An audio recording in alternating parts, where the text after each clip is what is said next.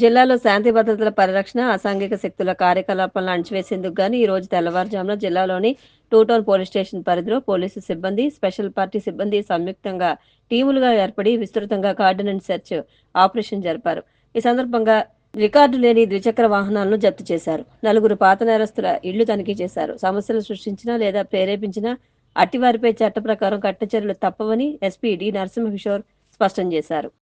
ప్రభుత్వ వసతి గృహాల్లోని విద్యార్థులకు కల్పించే సౌకర్యాల విషయంలో ఏమైనా తేడాలు చేసినా, భోజనాలు సమయానికి పెట్టకపోయినా తగిన చర్యలు తీసుకుంటామని రాజమహేంద్రవరం సిటీ ఎమ్మెల్యే ఆదిరెడ్డి శ్రీనివాస్ హెచ్చరించారు. వసతి గృహాల నిర్వహణపై తరచూ ఫిర్యాదులు వస్తున్నాయని, తీరు మారకుంటే తగిన చర్యలు తప్పవని హెచ్చరించారు. రాజమహేంద్రవరం ఆర్ట్స్ కళాశాల పక్కన ఉన్న నెంబర్ 1 ఎస్సీ వసతి గృహాన్ని ఆయన టీడీపీ రాష్ట్ర కార్యదర్శి కాశీ నవీన్ కుమార్, బీసీ నాయకులు బుడ్డిగ రవి తదితరులతో కలిసి ఆకస్మికంగా తనిఖీ చేశారు.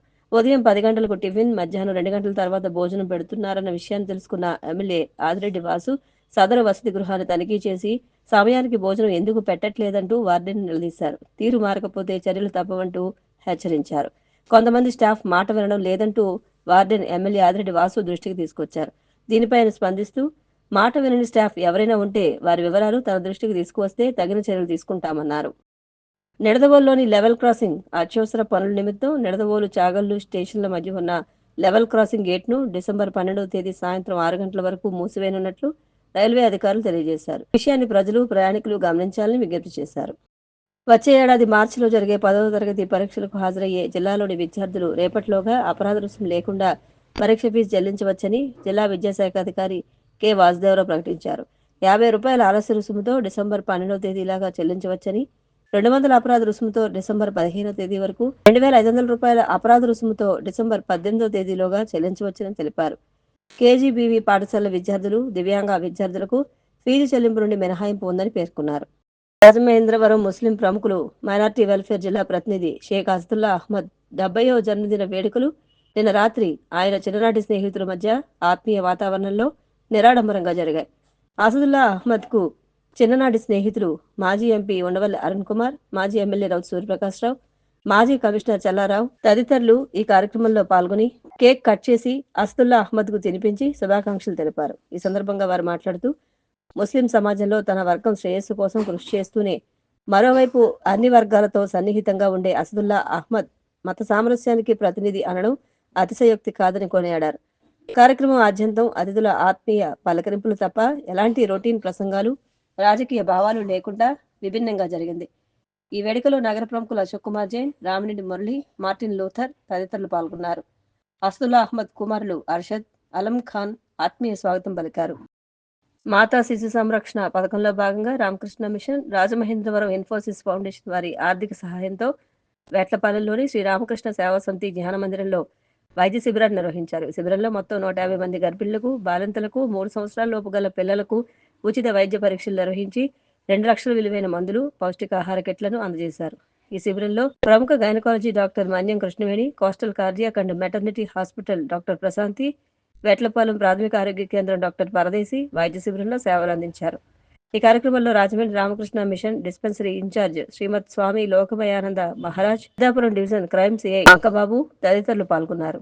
ఈ కార్యక్రమంలో Ramakrishna mission medical officer Rayudu Srinivas, MLHP Rayudu Nandini, Ramakrishna mission medical camp coordinator Kanumolu Srinivas, Sai Phanikumar తదితరులు పాల్గొన్నారు. దేశవ్యాప్తంగా ఇండిగో విమాన సేవల్లో అంతరాయం వారం రోజులుగా కొనసాగుతోంది. ఈ రోజు కూడా సుమారు 600కు పైగా ఇండిగో విమానాలు రద్దయ్యాయి. ఢిల్లీ, బెంగళూరులో, చైనా, హైదరాబాద్, కోల్కతా తదితర నగరాల్లో పెద్ద సంఖ్యలో విమానాలు రద్దయ్యాయి. రద్దయిన విమానాలకు గాను ఆదివారం రాత్రి నాటికి ₹610 కోట్ల వినియోగదారులకు ఇండిగో తిరిగి చెల్లించింది. ఎయిర్పోర్టులో ప్రయాణికుల నుంచి వేరు చేసిన 3,000కు పైగా బ్యాగేజీలను దేశవ్యాప్తంగా ఉన్న ప్రయాణికులకు డెలివరీ చేసింది. మరోవైపు ఇండిగో సంక్షోభంపై విచారణకు సుప్రీంకోర్టు నిరాకరించింది. ఈ విషయంలో ప్రభుత్వం తీసుకుంటున్న చర్యల పట్ల సంతృప్తిని వ్యక్తం చేసింది.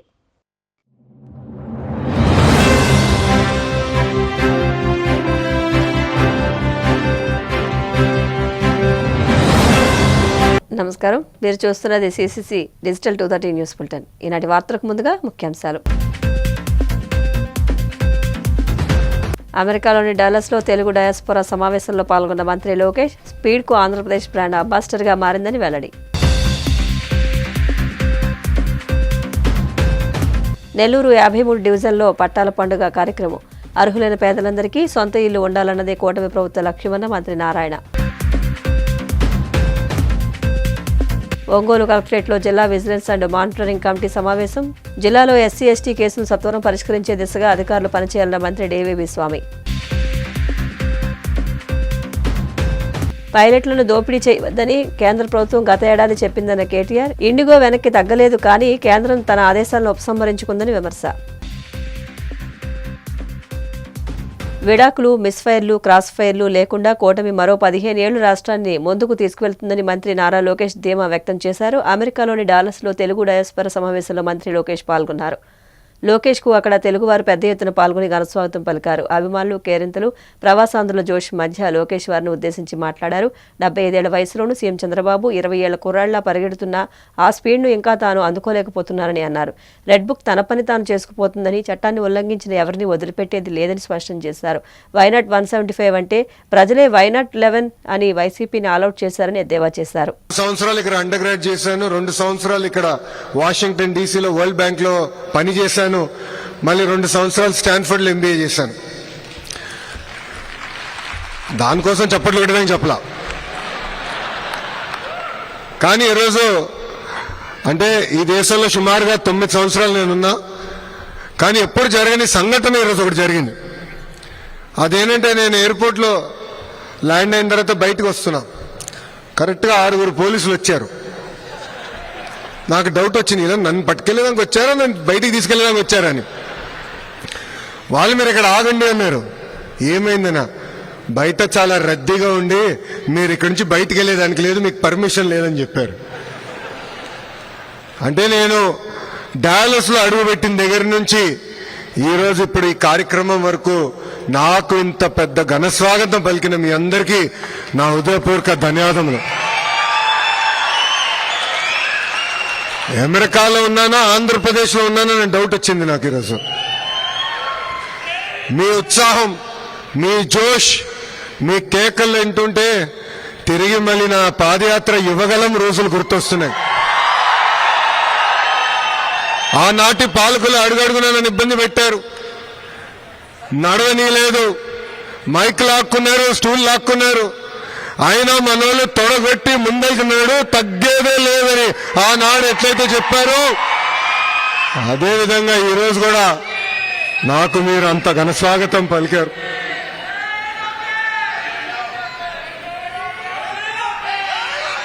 ఇక్కడ చాలా మందిని ప్రతిపక్షం రోజుల నుంచి నాకు పరిచయం ఉన్నవారు, వాళ్ళందరిని చూసినప్పుడు ఆ రోజులు గుర్తొస్తున్నాయి.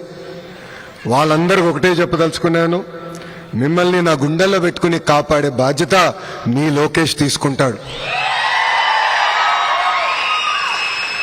నాకు ఇప్పుడు కూడా బాగా గుర్తు, ఆనాడు చంద్రబాబు నాయుడు గారిని అక్రమంగా 53 రోజులు బంధించినప్పుడు అమెరికాలో పెద్ద ఎత్తున మీరు బయటకు వచ్చారు, మాకు అండగా నిలబడ్డారు. అంతెందుకు డాలస్ లో ఏకంగా 3 ప్రోగ్రాంలు మీరు నిర్వహించారు. మీకు కేవలం ఒక ప్రోగ్రాం అయి ఉండొచ్చు, కానీ మా కుటుంబానికి మీరు కొండంత బలం ఇచ్చారు.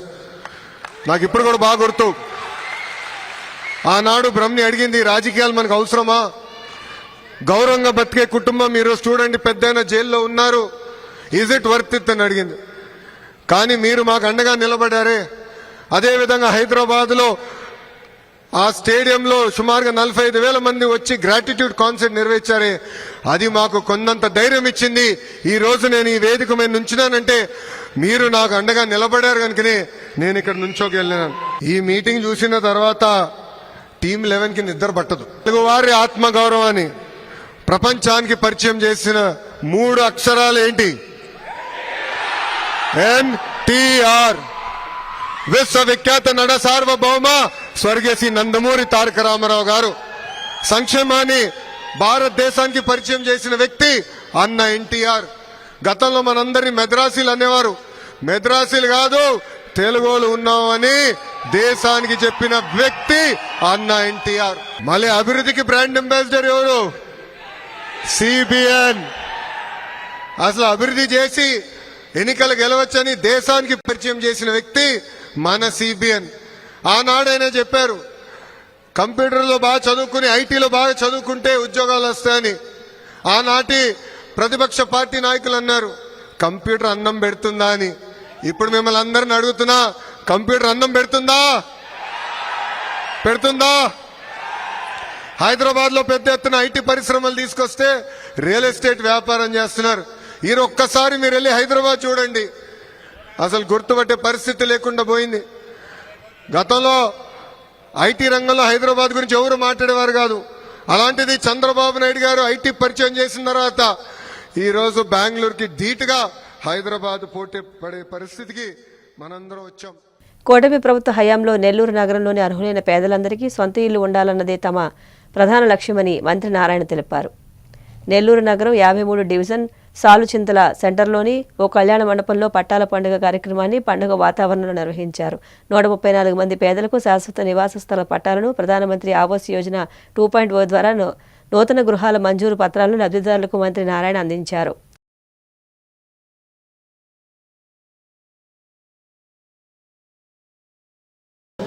అధికారులు తీసుకుని ఇక్కడికే తీసుకొస్తాను, మీ ముందే డిస్కస్ చేస్తా, అది కానీ చేయగలిగితే నేను చేసి పెడతానని చెప్పి ఇస్తాను చెప్పరా, ఇస్తానని ఎలక్షన్ మాట చెప్పరా. బట్ అధికారులు తీసుకొచ్చి మీ కాలనీలోనే ఇక్కడే కూర్చొని పెడతా, మీ ముందే డిస్కస్ చేస్తా, చేయడానికి మీరుంటే చేస్తానని చెప్పారు. అదేవిధంగా మార్చి 1వ తేదీ పెన్షన్స్ ఇచ్చేటప్పుడు మార్చి 1 కలెక్టర్ గారిని, జేసీని, కమిషనర్ని, ఇరిగేషన్ ఎస్సీని తీసుకొచ్చాడు కూర్చోబెట్టారు. వాళ్ళతో డిస్కస్ చేశారు. ఆ రోజు ఏం చెప్పారంటే, ఇది మా చేతుల్లో చేస్తా, మేము ఊళ్ళకి కాదు, జిల్లా లెవెల్లో కలెక్టర్ లెవెల్లో ఇచ్చేది కాదు, ఇది గౌరవమైన ముఖ్యమంత్రి గారు క్యాబినెట్ లో పెట్టి అప్రూవ్ చేయాలా, కాబట్టి మేము ఇక్కడి నుంచి కాగితాలు పంపిస్తాం, అక్కడ చేయకుంటే ఇక్కడి నుంచి కాగితాలు పంపించారు. 1429 మందికి పట్టాలకి ఇక్కడ నుంచి అధికారులు పంపిస్తే అక్కడ ముఖ్యమంత్రి గారు చెప్పాను, సార్ దాదాపు 20-30 సంవత్సరాలు ఉంటున్నారు, వాళ్ళకి గత ప్రభుత్వం కాగితాలు ఇచ్చింది, అవి పట్టాలని చెప్పింది, కానీ వాళ్ళు బ్యాంకులు కూడా చాలా అంటున్నారు, అవి పట్టాలు కాదు, మనం పట్టాలు ఇవ్వాలంటే. వెంటనే ముఖ్యమంత్రి గారు ఆ పాప ఎంతసేపు సార్ అక్కడి నుంచి పేపర్ పంపిస్తున్నారు చేయాలంటే ముఖ్యమంత్రి గారు వెంటనే ఆ యొక్క ఫైల్స్ తెప్పించి వెంటనే క్యాబినెట్ లో పెట్టుకున్నారు. వెంటనే క్యాబినెట్ లో పెడితే క్యాబినెట్ లో ముఖ్యమంత్రి గారు దాన్ని అప్రూవ్ చేశారు. వాళ్ళు కూడా అడిగాను, మీరు ఇక్కడికి వచ్చినా మీరే పట్టాలు ఇవ్వాలా అంటే వర్చువల్గా వీడియోలైనా మీరు ఇవ్వాలంటే ఆ రోజు వీడియో కాన్ఫరెన్స్ లో వచ్చారు. ఆ రోజు 633, ఇప్పుడు వచ్చి 134, అంటే దాదాపు 767 పూర్తి అవుతున్నాయి. మిగతా ఇంకా ఉన్నాయి, అవి కూడా అధికారులు వెరిఫై చేస్తున్నారు. మొత్తం 1429 మందికి పట్టాలు ఇస్తాం.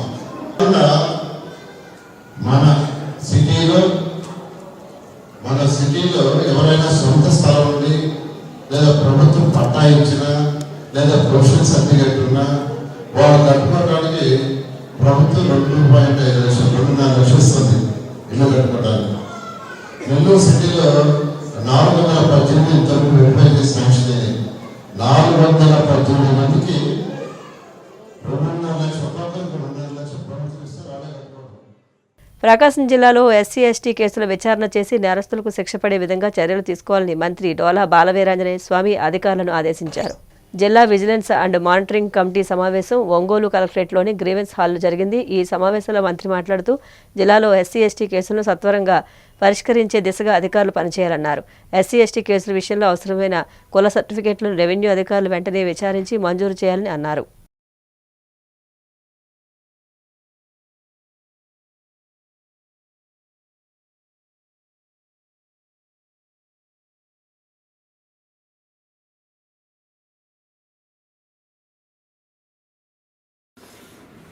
బరియల్ గ్రౌండ్స్ది ముఖ్యమంత్రి గారు కూడా చాలా సీరియస్గా తీసుకుంటారు. వీటి మీద కూడా ఎక్కడైతే మనం ఇవ్వాల్సిన అవసరాలు ఉన్నాయో అన్నింటి కూడా సర్వే చేయించాలని చెప్పి రిపోర్ట్ చేయమన్నారు. దాదాపుగా చాలా చోట్ల అన్ని కలెక్టరేట్స్ నుంచి కూడా గవర్నమెంట్ రిపోర్ట్ రావడం కూడా జరిగింది. ఇందాక కరిగిరి ఎమ్మెల్యే గారు చెప్పినట్లు మనకి కరిగిరిలో గవర్నమెంట్ ల్యాండ్ అవైలబిలిటీ ఉన్నప్పటికీ కూడా ఆ రెసిడెన్షియల్ హ్యాబిటేషన్ దగ్గరలో ఉండేటువంటి ప్లేసెస్ని అవి కనుక అందుబాటులో లేకపోతే మనం ల్యాండ్ ఎక్విజిషన్ ప్రపోజల్ అయినా రెడీ చేసుకుందాం. మరి ఈరోజు మనం చేస్తాం కాబట్టి భవిష్యత్తులో చేసేటువంటి ఆలోచనలో ప్రభుత్వం ఉంది దాని గురించి. అదేవిధంగా దానికి మన గిద్దలూరు ఎమ్మెల్యే గారు చెప్పినట్టు ఇన్కంప్లీట్ అంబేద్కర్ బిల్డింగ్స్కి మీరు ఏదైతే పాత శాంక్షన్స్ ఉన్నాయో ఆ శాంక్షన్స్తో పాటు ఇప్పుడు న్యూ ఎస్టిమేషన్ వేసి కంప్లీషన్ కోసం సంబంధించినటువంటి రిక్వెస్ట్ మీరు పంపించినట్టయితే నెక్స్ట్ ఫైనాన్షియల్ ఇయర్లో వాటిని క్లియర్ చేసే అవకాశం ఉంది.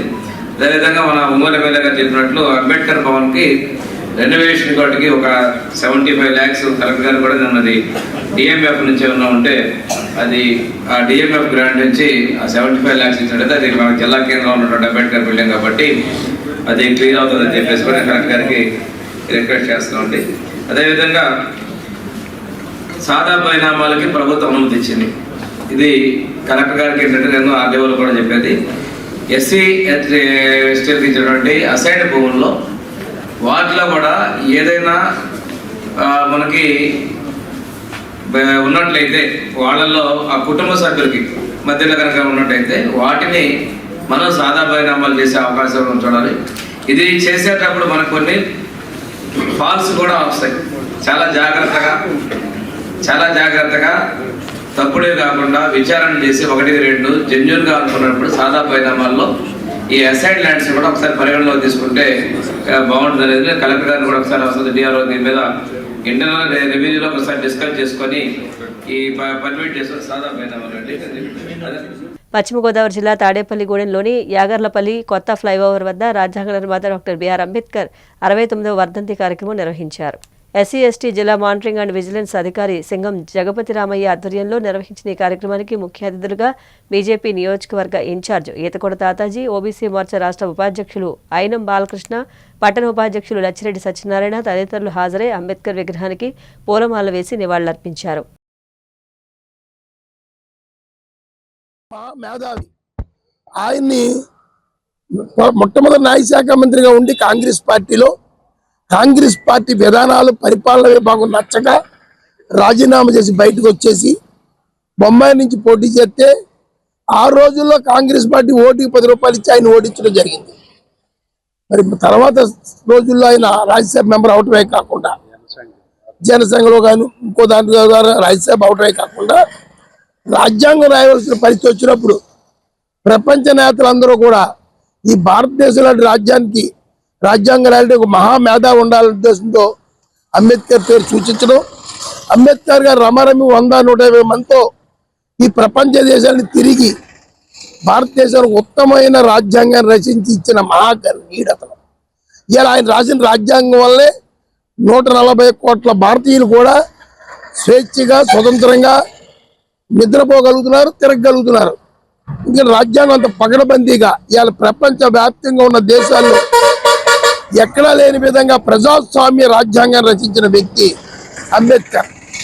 మరి అటువంటి మహనీయుడు మన మోడీ గారు ప్రధానమంత్రి అయిన తర్వాత ఆయనకి ఎన్నో ఆయన చేసిన గుర్తించుకునే విధంగా పంచతీర్థాలే కాకుండా ఆయన పుట్టిన స్థలాన్ని పెద్ద దైవశేషంగా తయారు చేయడమే కాకుండా మరి ఆయన యొక్క నియమాల నిబంధనల్లో భారతదేశం ఎదరికెళ్లాలని ఆయన రాజ్యాంగం రచించినందుకు ఆయన పూర్తిగా గౌరవించి ఆయన పుట్టినరోజుని వర్ధంతి 2 కూడా అధికార కార్యక్రమంగా భారతదేశంలో చేయడం చాలా గొప్ప విశేషం. ఆ రకంగా అంబేద్కర్ను ఇప్పుడున్న యువత ఆయన చరిత్ర చదివి ఆయన ఎంత కష్టజీవి, ఎంత కష్టపడి ఎన్నో నష్టాలు ఓర్చుకుని దళితుల కోసం పోరాటం చేసి ఈరోజు మనందరికీ గుర్తింపు నాయకుడు అయినందుకు ఆయనకి ధన్యవాదాలు చెప్తూ ఆయన ఆత్మకు భగవంతుడు శాంతి ప్రశంసాలు కోరుతూ హిందూ సమాజాన్ని చైతన్యం చేసి ఈ దేశాన్ని విశ్వగురువుగా నిర్మాణం చేయాలని పెనుగొండ పీఠాధిపతి పరమ పూజ్య శ్రీ ప్రజ్ఞానంద సరస్వతి తెలిపారు. పశ్చిమ గోదావరి జిల్లా భీమవరంలోని త్యాగరాజ్ భవనంలో ఆదివారం నిర్వహించిన హిందూ సమ్మేళనంలో ఆయన పాల్గొని మాట్లాడారు. ఈ మహాకార్యంలో హిందూ బంధువులందరూ భాగస్వాములు అవ్వాలని పిలుపునిచ్చారు. ఇందుకోసమే హిందూ సమ్మేళనాన్ని ఏర్పాటు చేయడం జరిగిందన్నారు. ఈ కార్యక్రమంలో ఆర్ఎస్ఎస్ గోదావరి విభాగ కార్యవాహ బెల్లపుకొండ వీరభద్రరాజు, హిందూ సమ్మేళనాల నిర్వహణ కమిటీ అధ్యక్షులు తటవర్తి చిన్న వెంకట నరసింహారావు, శంకర అలివేలు, మంగతాయారు, శ్రీ మావుళ్లమ్మ బస్తీ నిర్వాహక కమిటీ పాల్గొన్నారు.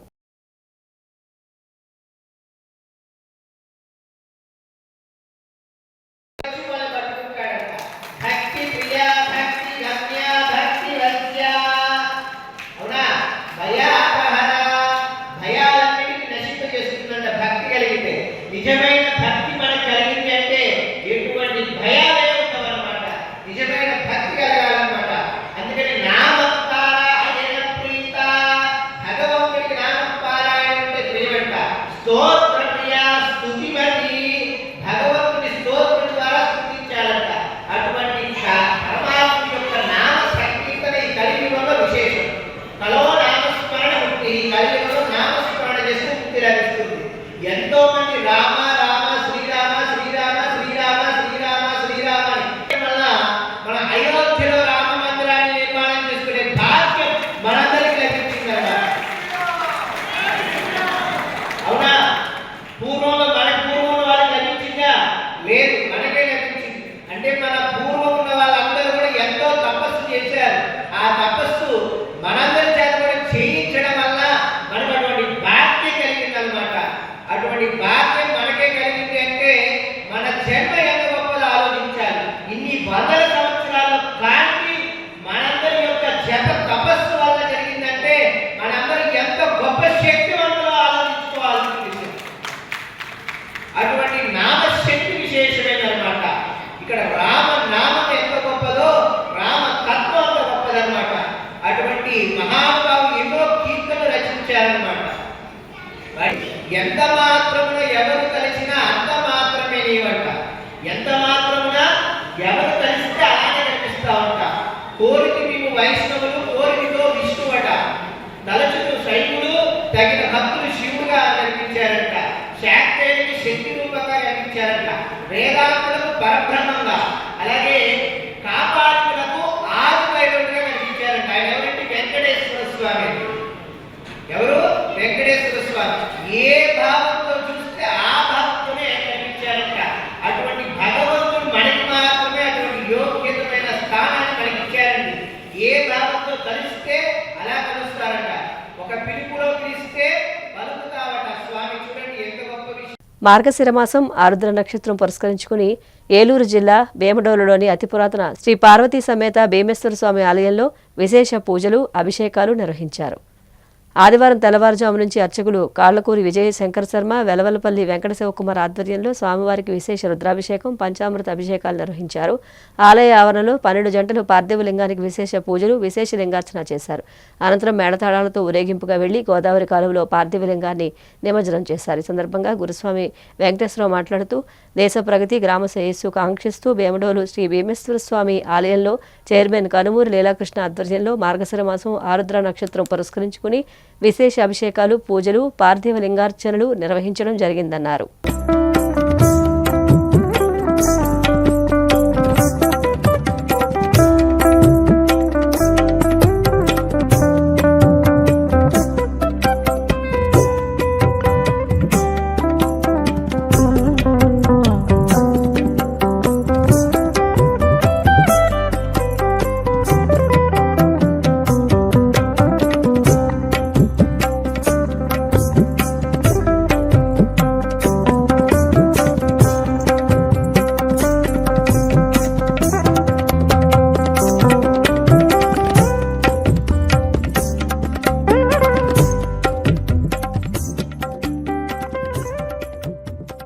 స్వామివారికి మార్గశిర మాసం ఆర్ధ నక్షత్రం ఈ రోజున స్వామివారికి విశేషంగా అభిషేకాలు, పార్థివ లింగానికి అభిషేకాలు, స్వామివారికి అభిషేకం, ఏకాదశి రుద్రాభిషేకం, భక్తుల యొక్క సహాయ సహకారాలతో అభిషేకాలు జరిగాయి.